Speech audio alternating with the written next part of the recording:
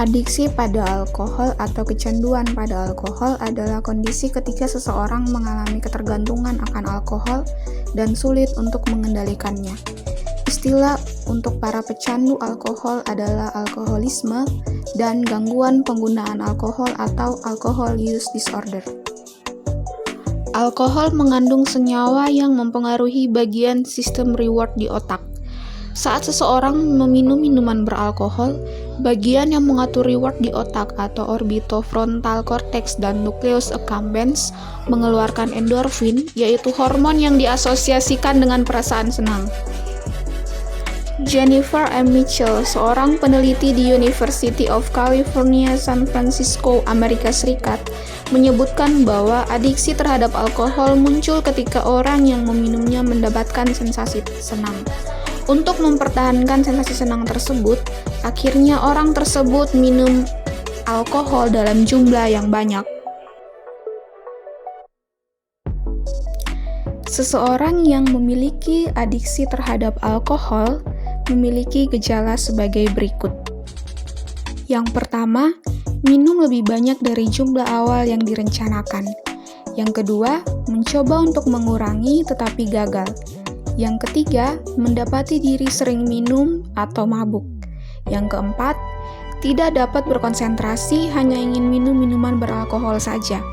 Yang kelima, mendapat masalah di tempat kerja, sekolah, dan rumah karena aktivitas minum. Yang keenam, tetap minum meskipun tahu efek negatifnya bagi diri sendiri dan juga bagi orang lain. Yang ketujuh, melepas atau berhenti dari aktivitas yang disukai hanya karena ingin minum alkohol.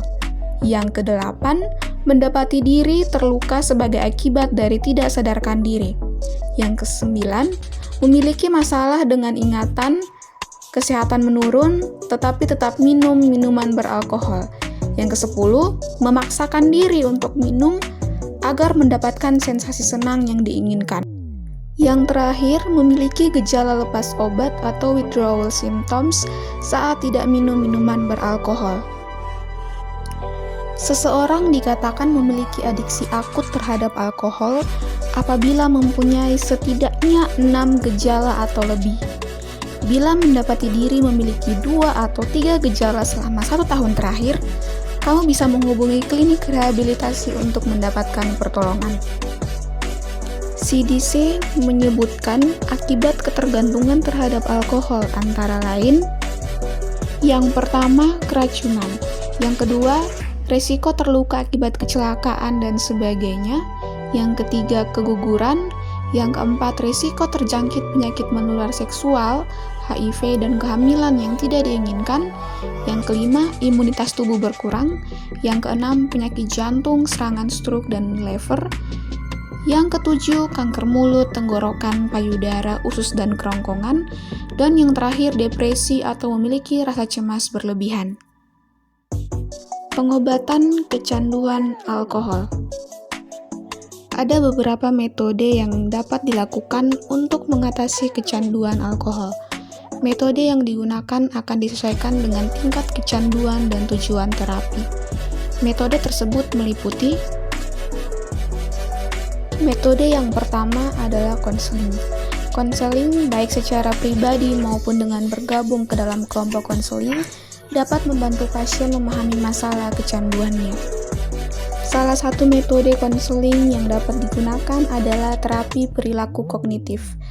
Pada terapi ini, pasien akan diberitahu mengenai bahaya alkohol bagi kesehatan dan kehidupan sosialnya.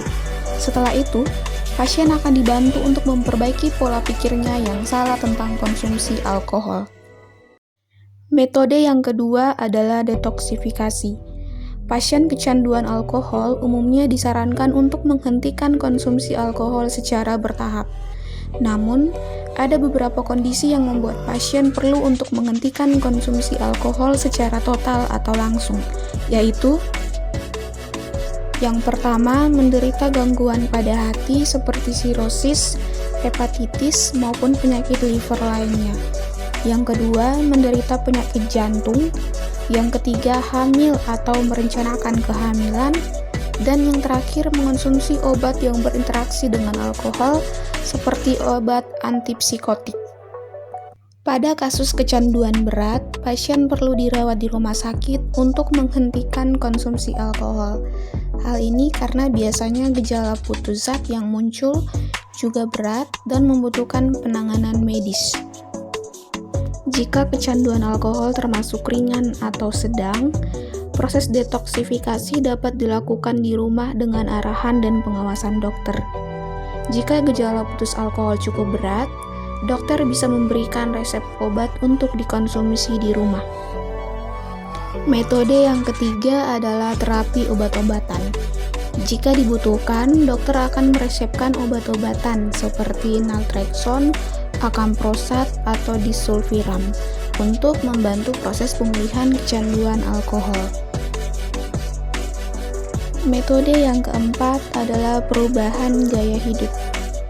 Perubahan gaya hidup merupakan langkah yang penting dalam mengatasi kecanduan alkohol.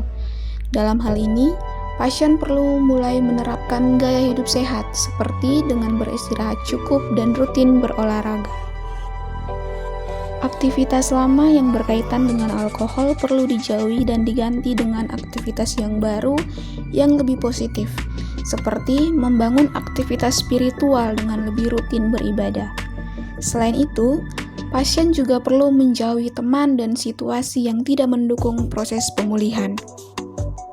Beberapa alternatif terapi juga dapat dikombinasikan sebagai terapi tambahan di masa pemulihan, seperti yoga, meditasi, dan akupuntur di bawah pengawasan dokter. Sekian presentasi dari saya, semoga bermanfaat untuk kita semua. Mari kita jaga kesehatan tubuh kita dan bangun kesadaran kita terhadap bahaya kecanduan alkohol. Kita semua membutuhkan alkohol, tetapi dengan takaran yang cukup. Jauhi orang-orang dan tempat yang membawa pengaruh buruk kepada kita. Sayangi tubuh kita, jauhi alkohol. Terima kasih, salam dan bahagia.